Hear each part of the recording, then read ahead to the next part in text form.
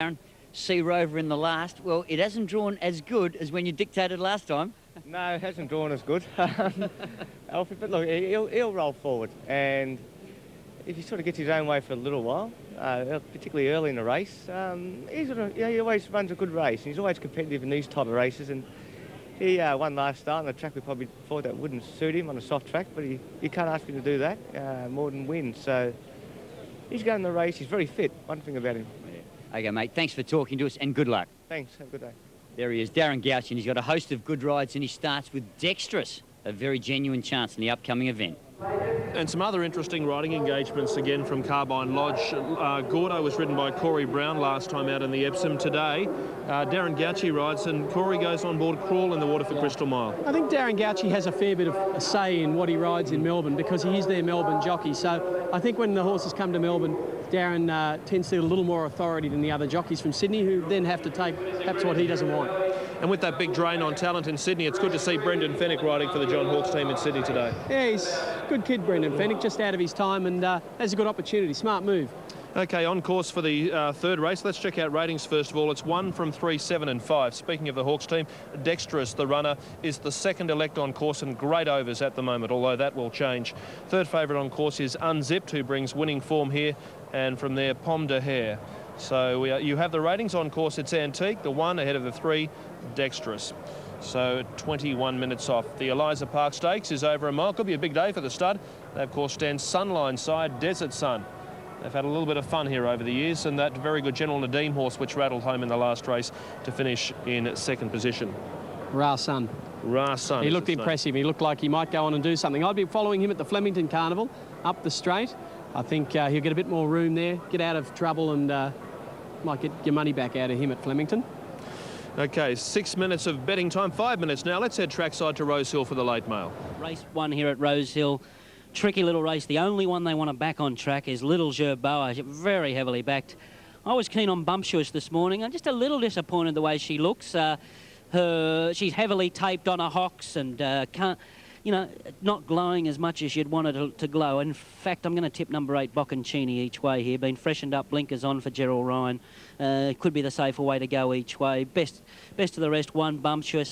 She's trialled very, very well. 4, Little Gerboa, as I said, expected to win judging by the betting on track. Good long shot here, number 7, Squish. If you can forget her last start performance, she'd be right in a race like this. 8 on top, Bocconcini. Hardest to beat, 1, Bumptious, and 4, Little Gerboa. Okay, 8, 1, 4 and 7. Bocconcini, Ronnie's a fan of. A break, you're watching Scott.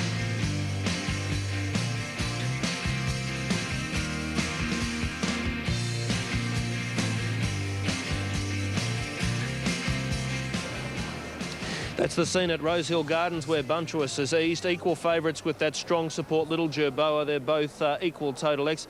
Bocconcini, the male in this race from the Gerald Ryan yard, bred by the Arrowfield team, an unbridled song horse out of Bruschetta, so well named, is into $7.80. It's the Ronnie pick, and it's very good value. Best of the value currently on Unitab, but there's not much between those on win prices. The big supports come the way of Little Gerboa. And over the page, you can find Cebu. Barbara Joseph, prepared runner. Okay, let's head trackside to Brisbane. Time for the late mail. Yes, thanks. Goes Viator coming up now. Viator walks in. He's over the line. A newcomer about to walk into the stalls. And High Maintenance, Bocconcini and Cebu will be the last 3. Joe joins us. Good afternoon to you, and good afternoon to our Sky Channel viewers. As High Maintenance comes forward, Bocconcini and Cebu are the 2 away for the first of the day. 250 in New South Wales, number 4, Little Gerboa. 280, number 1, Bumptious, racing with tapes on both hind legs, just below the hock on each. And now Cebu walks forward. Third pick, High Maintenance, Bocconcini, number 8 is the third pick, 7:30. And we'll soon see a start. An overcast day here And they're off and racing in the first of the Gardens. The heavily backed Little Jerboa got the best of the start. Bumptious racing up to be second. Penny Opera's third, followed closely by Viator between Squish the Inside and Wider Cebu. Over the line is next, 2.5 to High Maintenance, a length Bocconcini. Oh, there's a fall. The rider of Penny Opera's been tossed off as they come down the side of the track. And here Little Jerboa draws away about a length on Bumptious, then the riderless horse. 2.5 to Squish and a length and a half to Cebu. 2 lengths further away, High Maintenance inside Bocconcini, followed by Viator. And last of all is Over the Line as they swing around the corner, and Little Jerboa increases its lead.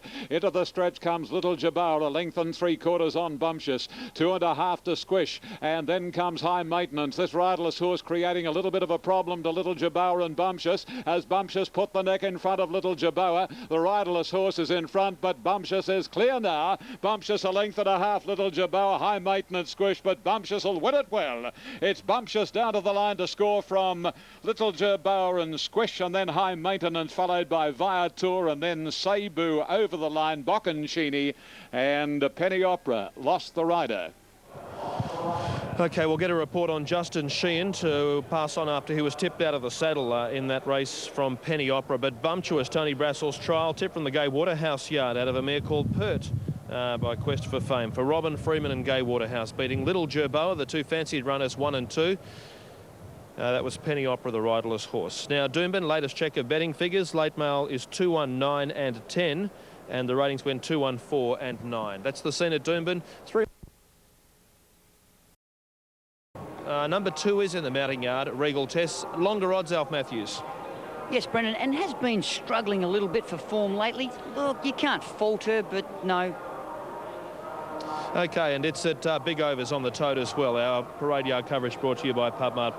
Now, number 3 is Dexterous. Interesting runner, well named, out of a mare called Many Hands. Yes, and looks nice and settled, nice and relaxed, and beautiful. I know they'll love some black type if Work of Heart can run a placing here, Alf. And Brendan certainly hasn't gone backwards. Coming back from the 2000 to the 1600 is suited today. OK, there's Dexterous on screen, and there is Work of Heart, number 4. Number 5 is Light of Day, a horse which is longer odds on the tote, Alf. Yes, again, Brendan, can't fault it. Looks OK, but just looks as if it's maybe not quite up to it. OK, it's a Woodman filly, and this one bred by the Sutton Grange stud team. There's the 6, Unzipped, who brings good winning form here. And looks, again, a picture of health in the mounting enclosure. Walking, nice and calm and relaxed, and will race up there. There's been good money on course for Pomme de Hare, a de Hare horse, which goes around for Peter Moody in 2 points and Big Overs, Alf. Yes, Big Overs, and as you say, I can certainly understand why there's been money for it on course. Looks lovely. OK, longer odds are the 8 and the 9. Any chance to either Chaos or Bow She Goes? I wouldn't have thought, though. Bow She Goes does look OK. Look forward to it stepping up to the 1600 to improve a little. And for Shenandoah and Wild Rapper down the bottom, they're also at extremely long odds. And number 10, Shenandoah, I can tell you, looks absolutely beautiful. A little bit on the hypey side, back again to the 1600. Looks very, very fit. OK, the one we haven't seen, which is Antique, the on-course favourite, but massive unders on the tote. George Hanlon trained. It's the one which the punters think will win this. Alf, the top weight? No, unfortunately, the one still isn't in. Whether there's a slight problem with saddling or whatever, Brendan, but it's not here yet.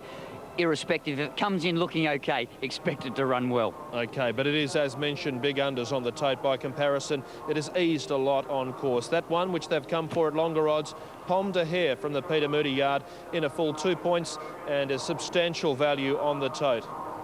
Big crowd, so the big support's been Pomme de Hare. But will today be a day for the Moroni stable to again be to the fore, Andrew Bensley? Well, they've got Unzipped in this race, set close to the pace here. Michael Moroni last start under the lights here, and although getting tight at the end was pretty good. I thought it was a good one, and first go around the valley here.